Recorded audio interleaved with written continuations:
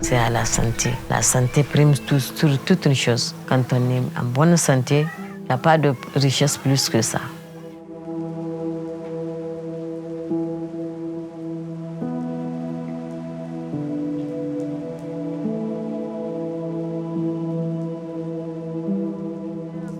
Bienvenue. En tant que femme leader, je combats, je mène un grand combat. Les enfants là qui souffrent, qu'on puisse les aider. Aiwa kampali on naidi manna aigo koron aibo ngogo doru aigi yeli aiga gartu he ayo kango nango warai zinkuno girbi hinka. Oui, il y a des centres de santé qu'on peut se faire soigner, mais si on n'y a pas d'argent, on ne peut pas le faire. Quelquefois, on amène l'enfant, 5 minutes après, il meurt.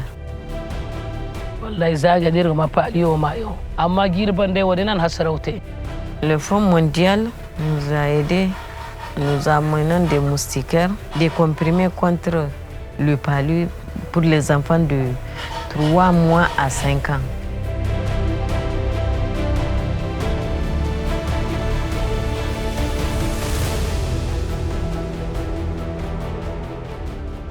Nous avons également, au niveau du ministère, mis en place ce que nous appelons une chaîne unique d'approvisionnement des médicaments qui nous permettra d'assurer un approvisionnement jusqu'au dernier kilomètre. L'appui du Fonds mondial a contribué à implémenter toutes les stratégies de mise en œuvre du plan national stratégique de lutte contre le paludisme. Toutes les interventions à travers ces programmes apportent un apport global, un appui global au système de santé. Quand vous prenez par exemple l'appui au développement de la plateforme de l'information sanitaire, l'information sanitaire ce n'est pas que le paludisme, ça concerne l'ensemble du système de santé. Quand vous prenez la chaîne unique d'approvisionnement, le système il est renforcé dans toute sa globalité parce qu'il n'y a pas que les produits de lutte contre le paludisme qui sont acheminés ou qui sont approvisionnés à travers cette chaîne-là. C'est l'ensemble des approvisionnements du pays qui sont concernés. Le système, c'est la porte d'entrée du Fonds mondial dans le pays. C'est l'interface entre le gouvernement et le Fonds mondial. Et il est composé d'une grande partie par de la société civile, par des malades de paludisme. Notre grand souhait, c'est que d'ici 2030, que nous nous retrouvions avec un Niger sans palud. Quand je vois déjà les efforts qui ont été faits depuis 2013 à aujourd'hui, nous sommes passés à une incidence de 596 cas pour 1000 habitants. En 2019, quand nous avons évalué, on est revenu à quelque chose de 280 cas par 1000 habitants. Donc vraiment, des progrès énormes ont été faits grâce à cet appui-là. Ça ne peut pas être une affaire du Niger, c'est une affaire de l'Afrique essentiellement et du monde en général. Pour l'avenir, ce que je souhaite, ce que je pense, ce que je veux, que le palu soit éradiqué dans notre pays à jamais. J'aimerais que nous soyons déterminés à ce travail, que les femmes soient fières de notre travail, du combat que nous menons.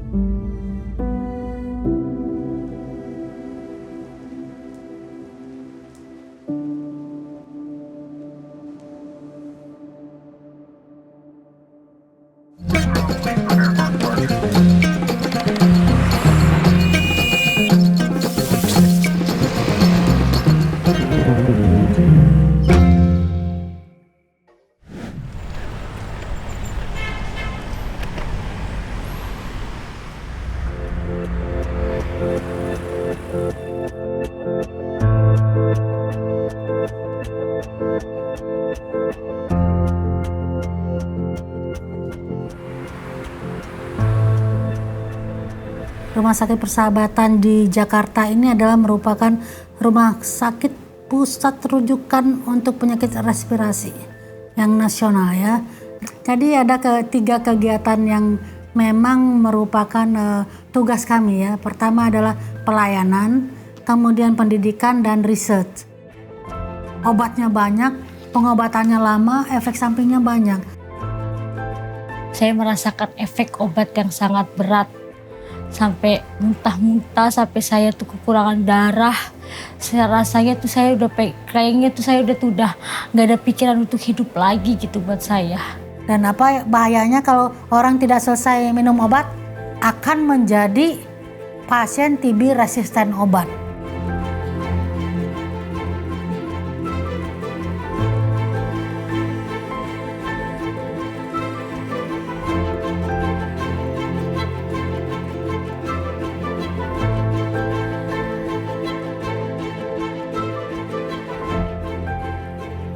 Tuberculosis is the disease that can be cured as long as we got the treatment, as long as we are detect at the earlier stage of tuberculosis, as long as the community is supporting the patient, not create stigma and discrimination. Awal mulanya saya tahu saya positif HIV. Saya menikah dengan suami saya ini. Dan di tahun 2020 saya punya TBRO. Orang-orang dengan HIV ini sistem imunnya turun, rendah. Sehingga mudah sekali terinfeksi oleh kuman maupun bakteri atau virus apapun yang lain. Awalnya saya tahu saya punya penyakit TB itu, awalnya saya batuk. Selama 2 bulan saya tidak sembuh. Nah, lalu saya mengajak suami saya untuk berobat ke puskesmas yang merasakan masalahnya, seperti takut menularkan ke orang lain.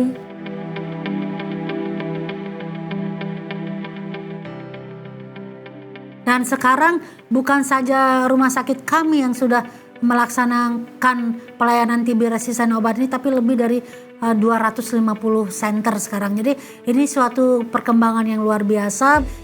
So I think this is where mostly Global Fund is really supporting us in terms of how to expand the TB MDR treatment, increase capacity of human resource because providing the TB MDR is not easy. Pada saat kita akan membuka pelayanan TB resisten obat itu, banyak dari kami yang disupport untuk training ke luar negeri. Bukan saja dokter-dokter loh yang di training, perawat juga, kemudian juga petugas laboratorium. Mereka juga mendapatkan training dan itu biayanya saya kira cukup mahal, tapi itu ditanggung oleh Global Fund.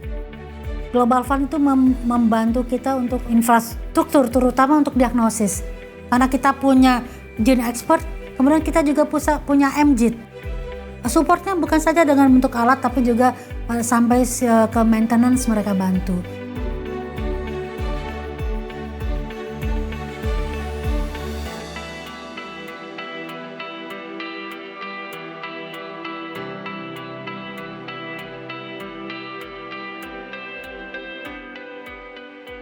Bahwa kita semua mulai dari Departemen Kesehatan, pelayanan, semuanya sibuk sekali dengan COVID ini. Dan dokter paru adalah garda terdepan pada saat pandemi COVID ini.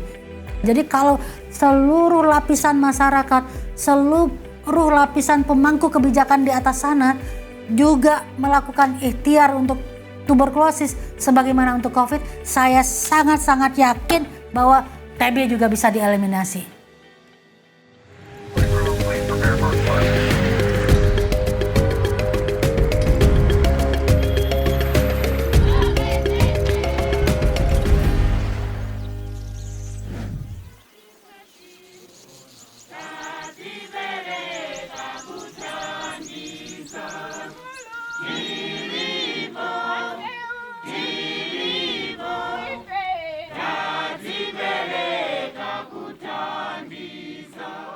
The main aim for Malawi is to ensure that the new HIV infections are completely eliminated.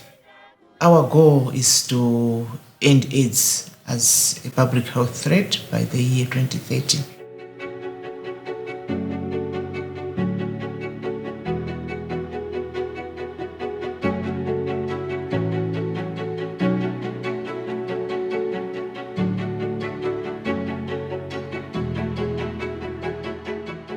HIV does not describe who I am, but what I do every day to support my fellow young people living with HIV really describes who I am. I work as an HIV/AIDS testing and counseling counselor. I support young people living with HIV to make sure that they adhere well to their ART treatment and also they are living positively with HIV. When one is tested for HIV and is HIV positive, there is hope for the future because we'll be initiated on ART for life. One of my successes was a story of a woman who came to start antenatal. This woman was HIV positive, but she refused to start ARVs because she was afraid of being chased away from her home by her husband. I had to give her counseling. So when she went home, she was able to convince her husband to come to the facility for HIV testing. And she also started receiving the ARVs with the support from the husband.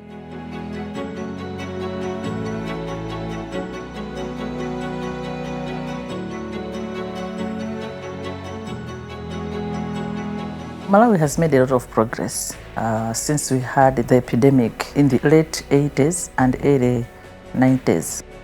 We were seeing 75,000 new infections then in the early 2000s. Now the new infections have been reduced to 19,000. But also the life expectancy has improved. We used to have 45 as the life expectancy. Now we are at 63. There have been a lot of improvements in terms of how people access antiretroviral drugs, which are procured through the Global Fund. Ineyo ndinaizetsa mu chaka cha 2000 ndinaizetsa mwa ARV kulibe pamene panopa ndi test and treat. Since the Global Fund always support our ART treatment, we have never run out of drugs. Particularly where the treatment program is concerned, Global Fund is a very critical partner because we're talking of lives of people at stake.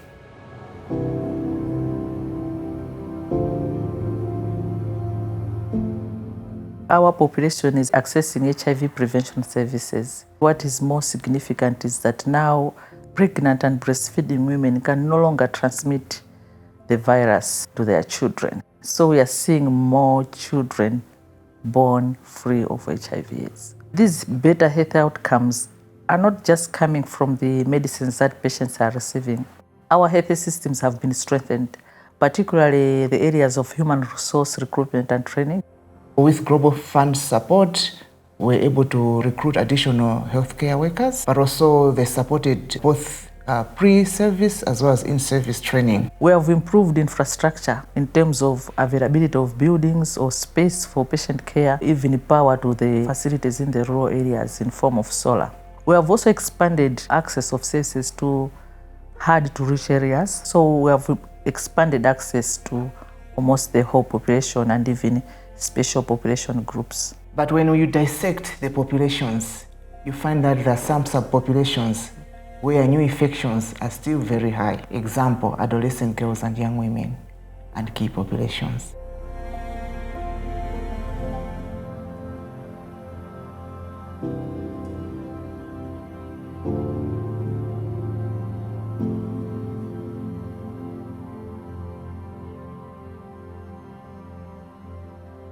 Kumabenga kandi mono tikwaza tukozi kuchitika kumale kuno zinali zovuta koma zinatengera kulimba mtima kuti ndi afotokozera zinzanga kuti bwanji titambitsa chinthu ngati ichi koma timafuna kuti sex worker adzigwira ntchito yake ali ndi moyo wathanzi ndi timapatsa ma services amene aja HIV, STI, kafuna family planning. The main governance structure for Global Fund is the country mechanism, the Malawi Global Fund Coordinating Committee. In this committee, we have representation from the civil society, both international NGOs, local NGOs, representation from the key populations. The MGFCC has got an oversight committee that provides an oversight to the implementation, but also monitor implementation of the activities that are supported by the Global Fund. With the coming in of COVID, that has derailed the progress that countries would have made because we are also seeing more resources going to COVID. We want our fellow policymakers from other countries to continue lobbying for resources so that we can eliminate HIV, but also at the same time continue fighting the COVID pandemic. If there was no Global Fund, it could be chaos in Malawi. Global Fund supports us with a recruitment of nurses and HSAs, COVID-19 test kits, buying of oxygen cylinders as well as oxygen. If there was no Global Fund in Malawi, I feel like a lot of people would have died of AIDS-related illnesses. My hope for the future is to see an HIV-free generation in Malawi. And we can only achieve that if we have continued donor support.